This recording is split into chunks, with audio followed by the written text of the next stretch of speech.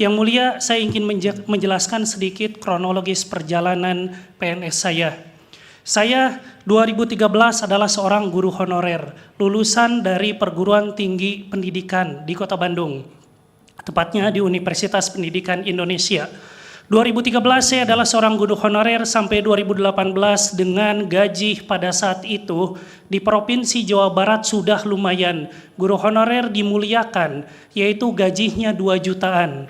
Selanjutnya saya pun memiliki keinginan untuk melanjutkan pendidikan S2 karena saya punya cita-cita ingin menjadi dosen. Saya lulusan kampus pendidikan, saya dididik untuk menjadi guru atau dosen dengan tujuan untuk mencerdaskan kehidupan bangsa. Saya pun berhendak S2 menyisihkan gaji honorer saya yang 2 juta itu.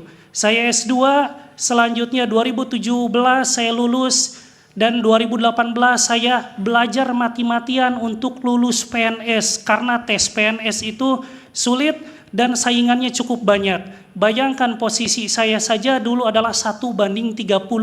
Artinya saya harus mengalahkan 30 rekan saya lainnya baik yang S2 atau S3. 2019 saya TMT CPNS dosen. Tapi alangkah kagetnya ternyata gaji CPNS dosen itu hanya 80% dari gaji pokok. Saya saat itu istri dan anak sudah 1, yaitu gaji plus tunjangan saya hanya sekitar 2,2 atau 2,5 jutaan. Saya saat itu kaget. Ternyata gaji CPNS dosen yang pendidikannya S2 yang sudah mengikuti seleksi yang begitu sulit hanya selisih sebeda dikit dengan guru honorer di Provinsi Jawa Barat. Nah selanjutnya 2020 saya pun 100% PNS menjadi naik sedikit 2,8 sampai 3 juta. Itu gaji plus tunjangan. Di dalamnya ada tunjangan fungsional. 2021 yaitu 2 tahun setelah saya TMT, saya memperoleh tunjangan fungsional pertama dengan pemberkasan yang luar biasa, yaitu 10 angka kredit harus saya kumpulkan kembali. Dan ternyata saya sabari meningkatnya ternyata tidak terlalu tajam karena hanya bertambah 375.000. Yang mulia, saya tinggal di Kota Bandung. S2 itu sudah punya istri, rata-rata sudah mau menikah dan sudah punya anak. Tapi saya PNS hanya gaji 3,3, itu sudah gaji plus tunjangan, bukan hanya gaji pokok. Di sisi lain saya harus bayar kontrakan yang layak bagi kita seorang dosen yang bisa mahasiswa datang ke rumah kita untuk bimbingan. Saya bayar 25 juta per bulan rumah kontrakan, artinya 2 juta sekian. Dan selain itu ada biaya hidup anak, biaya hidup istri yang itu sangat jauh dari gaji dan kebutuhan saya. Terjadi kesenjangan. Boleh dilanjut? Nah, terjadi kesenjangan. Sehingga kesenjangan ini apa? Saya dan rekan-rekan saya akhirnya bekerja sambilan. Saya di Car Free Day berjualan dengan istri saya, berjualan bubur bayi, berjualan baju anak. Saya beli online, saya jual lagi offline demi menghidupi saya. Saya tidak malu sebagai dosen tetap berjualan. Rekan saya, Teddy, dosen di Politeknik Negeri Bandung, dia selesai ngajar, dia ngojol. Rekan saya lagi ada di Kalimantan, dia selain menjadi dosen, dia pun tetap menjadi kuli bangunan Bapak Ibu. Dan kemarin sudah kita sampaikan di DPD dengan gaji seperti itu. Selain itu dosen banyak yang bekerja mengajar di banyak tempat. Ke 4 kampus, ke 5 kampus. Saya pernah Bapak Ibu, pagi saya ngajar, siang saya harus ngajar lagi mencari tambahan, sore saya harus ngajar lagi. Di Bandung dengan panas-panasan. Saya pergi ke kamar mandi, cuci muka, mandi untuk mengajar kembali di kampus yang berbeda. Demi untuk mencukupi kebutuhan dasar saya. Selain itu ada yang berjualan, travel online dan marketing perumahan. Segala dilakukan demi mencukupi kebutuhan dasar. Karena saat itu kami tidak mendapatkan tunjangan kinerja dikecualikan dan sertifikasi dosen pun bisa didapatkan paling cepat 5 tahun. Boleh dilanjutkan? Muncul petisi dari rekan-rekan kami. 2024 muncul hashtag jangan jadi dosen. 2025 dan 2026 karena dibahas bahwa gaji dosen itu sangat kecil, tidak sebanding dengan hal yang harus dilakukan, tridharma yang harus dilakukan. Bisa kita lihat data di slide selanjutnya, bahwa misalnya ada salah satu berita, 714 dosen CPNS, artinya dia sudah lulus, tidak melakukan pemberkasan, mengundurkan diri. Nah, pemerintah memberikan alasan, yaitu yang atas, yaitu karena penempatannya jauh di Makassar, tapi pemerintah abai, tidak memberikan keterangan yang sesuai dengan konteks. Kenapa dia menolak, tidak mau untuk melakukan pemberkasan, padahal di kolom yang kedua kuncinya, yaitu Arsad merasa gaji CPNS dosen masih sangat minim, cuma 2-3 jutaan. Bayangkan, kita diterima di luar daerah, gaji 2-3 jutaan, tapi Bapak Ibu ada yang di DPR, ada yang di pemerintah menganggap bahwa itu layak. Semoga memang itu tidak terjadi kepada anak-anak Bapak Ibu. Kalau kita lihat dengan hati kita, apakah itu layak untuk dosen yang sudah S2, yang sudah beristri, yang sudah punya anak, tinggal di Kota Bandung, tinggal rekan-rekan kami di perbatasan, dia tidak dapat tunjangan khususnya.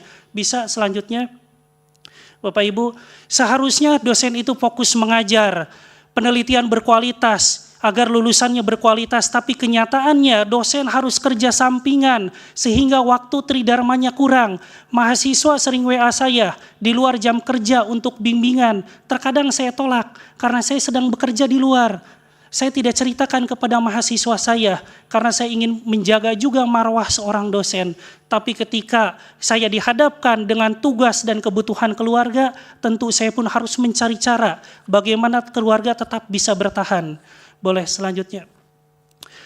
Ya, kalau kita kaitkan dengan tunjangan fungsional yang mulia, tunjangan fungsional yang saya terima misalnya pada 2021 masih aturannya masih menggunakan Perpres 65 tahun 2007.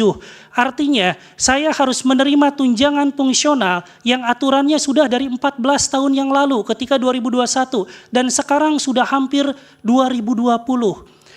Apa bedanya tunjangan fungsional dengan yang lainnya? Tunjangan fungsional bisa didapat 2 tahun setelah kita CPNS, yaitu pada grade yang paling bawah yaitu 375.000 ini. Tukin berbeda, Serdos berbeda. Serdos harus didapatkan paling cepat 5 tahun. Bahkan dosen-dosen senior rekan saya ada yang belum dapat Serdos karena belum memenuhi kualifikasi untuk mendapatkan sertifikasi. Juga tunjangan kinerja. Tunjangan kinerja harus dikerjakan dengan mengerjakan kinerja prestasi yang banyak. Kalau kita lihat misalnya tunjangan fungsional. Tunjangan fungsional itu asisten ahli harus memiliki kewajiban 1 buku, harus publikasi, ketika pemberkasan harus 10 angka kredit. 375.000 tidak cukup untuk mengerjakan kewajiban khusus. Sehingga tentu ketika kita mengerjakan kewajiban khusus, kita harus merogoh kocek tunjangan yang lain, tunjangan anak, tunjangan istri, tunjangan beras yang hanya 70.000 untuk 10 kilo beras. Sehingga kami dosen itu makannya beras yang harganya 7.000 perak. Untuk 3 anak yaitu 200.000 untuk 3 anak tunjangan berasnya. Raskin saja sepertinya tidak 70.000 per 10 kilo, tidak 7.000 sekilo. Lektor 700.000 untuk angka kredit 200 sampai 300 angka kredit dengan kewajiban yang lebih susah. Lektor kepala kewajibannya lebih susah lagi. Bahkan rata-rata lektor kepala itu sudah harus S3 dan hanya mendapatkan penghargaan dari negara yang katanya layak, yang kata DPR itu layak, hanya 900.000, Bapak Ibu. Bapak Ibu mohon maaf saya cukup emosional karena ada komentar bahwa ini tuh layak, bahwa ini tuh sudah sesuai standar. Standar yang mana? Guru besar 1.350.000 Bapak Ibu. Padahal untuk mencapai guru besar itu susah sekali. Tidak sesuai dengan tunjangan yang diberikan. Boleh selanjutnya. Harapan saya kepada Majelis Hakim Mahkamah Konstitusi, kita tidak meminta keistimewaan, tidak meminta belas kasihan, tetapi mohon keadilan konstitusional agar dosen dapat mengajar dengan tenang, meneliti dengan fokus, mengabdi dengan sepenuh hati tanpa dibayangi kesulitan memenuhi kebutuhan dasar keluarga. Boleh selanjutnya? Waktunya sudah cukup. Ya, Terakhir majelis, saya berdiri di sini mungkin sendiri, tapi di belakang saya ada rekan-rekan saya, di atas ada rekan-rekan dosen di asosiasi cukup banyak. Saya berdiri di sini mewakili kepala keluarga yang ketika mengajar harus tetap mengajar di banyak kampus untuk membeli susu anaknya. Yaitu saya mewakili juga dosen yang selain saya mengajar, dia harus berpanas-panasan untuk menjadi driver online. Juga mewakili ibu dosen yang perhatiannya tersita banyak karena tugasnya yang banyak dan harus bekerja sampingan. Juga yang mulia, saya adalah seorang anak dari pedagang sayur. Orang tua saya membiayai saya S2, dan saya pun ketika saya sudah S2 menjadi dosen sangat ingin menyisihkan gaji saya untuk orang tua saya. Jujur yang mulia, saya tidak sempat memberikan gaji pertama saya untuk orang tua saya yang seorang penjual sayur. Karena gaji saya hanya segitu adanya tadi. Yang mulia, saya mewakili banyak dosen. Ya, waktunya sudah cukup, ya, Pak. Terima kasih. Ya.